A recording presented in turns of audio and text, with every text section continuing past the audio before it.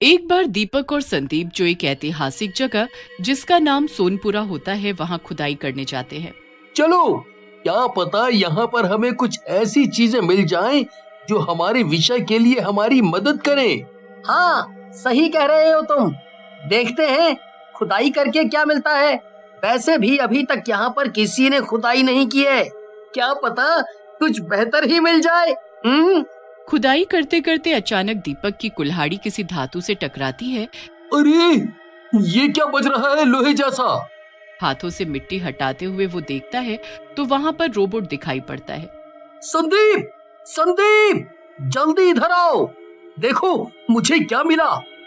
ये ज्यादा पुराना तो नहीं लगता, लेकिन कुछ अलग है। इधर आओ संदीप, जल्दी देखो।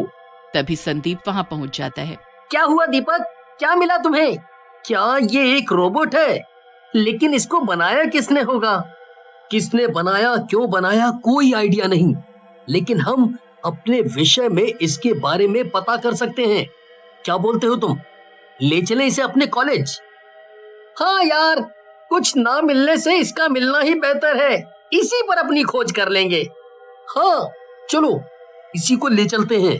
वो दोनों उस रोबोट को लेकर अपने कॉलेज की तरफ चल पड़ते हैं और अपने टीचर को दिखाते हैं कि उन्होंने क्या ढूंढ निकाला है। सर, ये हम दोनों का इस बार का प्रोजेक्ट है। हम दोनों इसी रोबोट पर खोज करेंगे और आपको जानकारी देंगे। ठीक है, लेकिन ये रोबोट सच में तुम्हें जमीन में से ही मिला है? क्योंकि मैं घर पर बनाई हुई चीज को चेक नहीं करूंगा।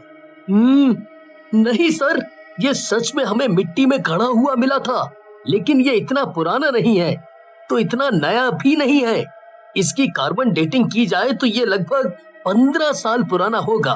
फिर ठीक है, तुम लोग इस पर अपना प्रोजेक्ट बना सकते हो।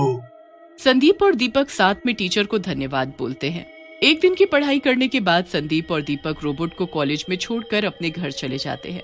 उनके जाते ही अचानक से रोबोट की आंखें खुलती हैं और वो उठ जाता है। उसके बाद वो उठकर गेट की तरफ बढ़ता है।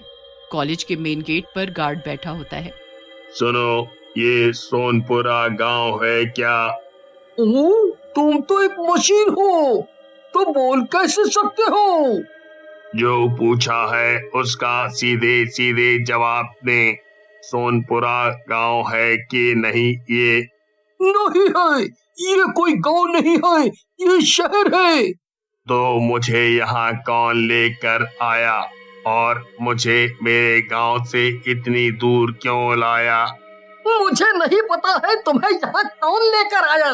मैं तो यहाँ सिक्योरिटी का काम करता हूँ। मुझे उससे मिलना ही होगा, मुझे जाना होगा।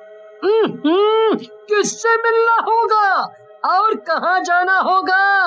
अगर तुम उन लोगों से मिलना चाहते हो जो तुम्हें यहाँ लेकर आए हैं, तो कल तक का इंतजार करो, वो खुद तुमसे मिलने आ जाएंगे। हाँ।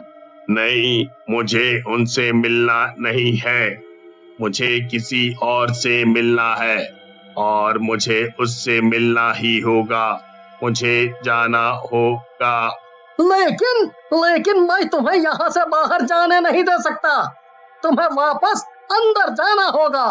तू रोकेगा मुझे उससे मिलने से? हट जा मेरे रास्ते से, हट जल्दी से।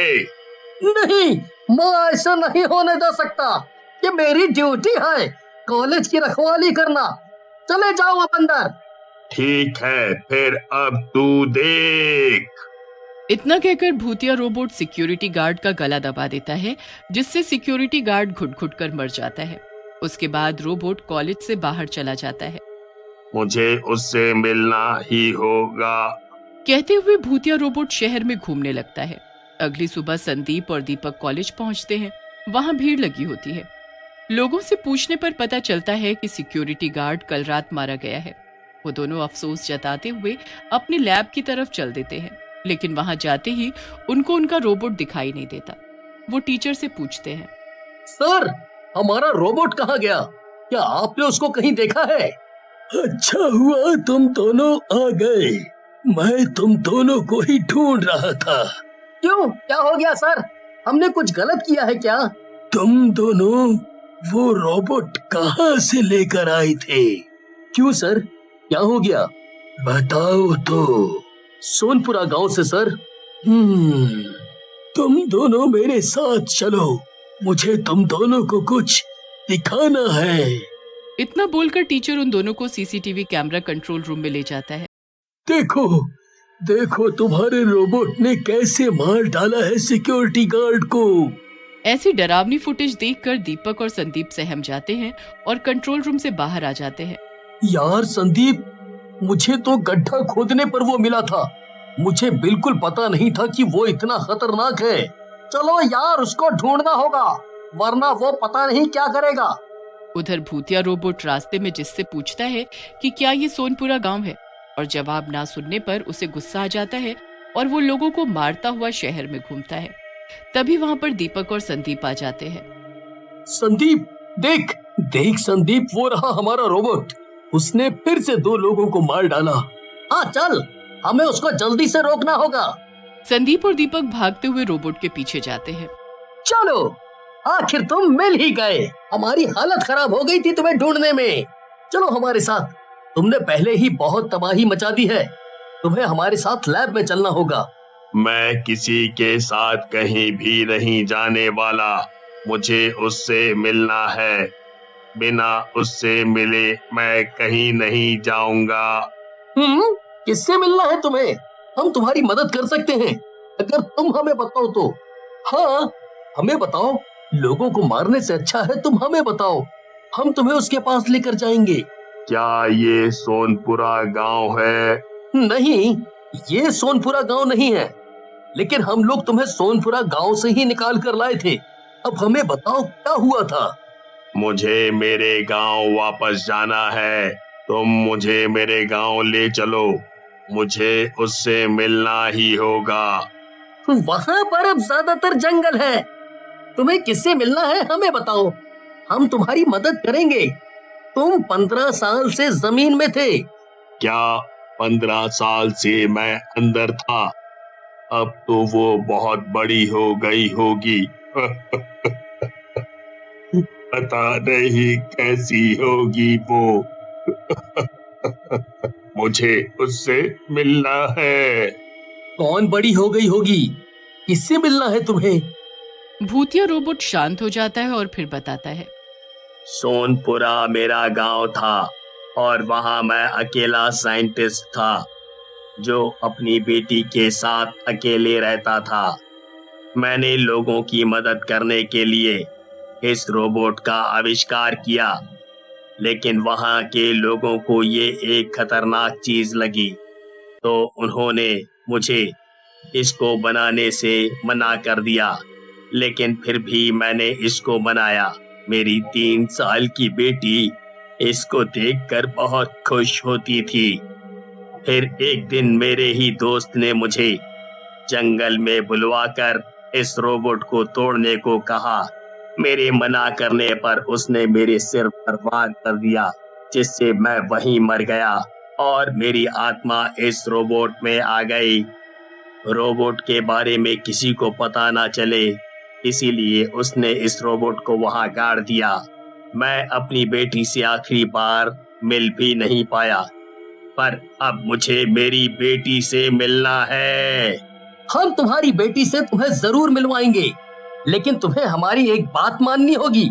जब तक हम तुम्हारी बेटी को ढूंढ कर नहीं लाते हैं, तब तक तुम लैब में चुपचाप रहोगे और किसी पर कोई हमला नहीं करोगे। हम वादा करते हैं कि हम तुम्हारी बेटी को ढूंढ निकालेंगे। ठीक है, मैं किसी को कोई नुकसान नहीं पहुंचाऊंगा और शांति से लैब में रहूंगा, पर अगर मेरी बेटी नहीं मिली तो मैं किसी को भी नहीं छोड़ूंगा। दीपक और संदीप वहां से चले जाते हैं और उस रोबोट की बेटी को ढूंढने में लग जाते हैं। बहुत ढूंढने के बाद उन्हें पता चलता है कि उस साइंटिस्ट की बेटी अपने पापा के मरने के बाद नानी के घर चली गई थी, जो कि उसी शहर में था जहां पर दीपक और संदीप रहते थे। नानी के घर का पता करने पर पता चलता है कि साइंटिस्ट की बेटी का नाम मिली है और वो उन्हीं के कॉलेज में पढ़ती है। और वो भी एक साइंटिस्ट बनने की तैयारी कर रही है। वो उसको अपने कॉलेज में ढूंढने लग जाते हैं। फिर मिली को ढूंढने के बाद वो मिली को सारी घटना बता देते हैं। मिली, तुम्हें हमारे साथ चलना होगा, वरना तुम्हारे पापा ऐसे ही तबाही मचाते रहेंगे। कहाँ है मेरे पापा? मुझे उनके पास ले चलो। मैंने बस उनको तस्वीरों में देखा है। क्या मैं उनको देख पाऊंगी? नहीं, तुम उनको देख नहीं पाओगी, क्योंकि उनकी आत्मा एक रोबोट में है और शायद तुमसे मिलकर उन्हें अच्छा लगे। वो दोनों मिलकर रोबोट के पास जाते हैं। रोबोट मिली को देखते ही पहचान जाता है ये मेरी बेटी है, तुम दोनों का शुक्रिया। और उसको सब बता देता है और फिर दोबारा उससे गले लगकर वो बोलता है, अपना ध्यान रखना बेटा, और हमेशा खुश रहना, और एक बहुत बड़ी साइंटिस्ट बनना। और गले लगे लगे वो भूतिया रोबोट से रोबोट में बदल जाता है। शायद अब उसकी आत्मा को शांति मिल गई थी और अब वो मुक्त हो गया था।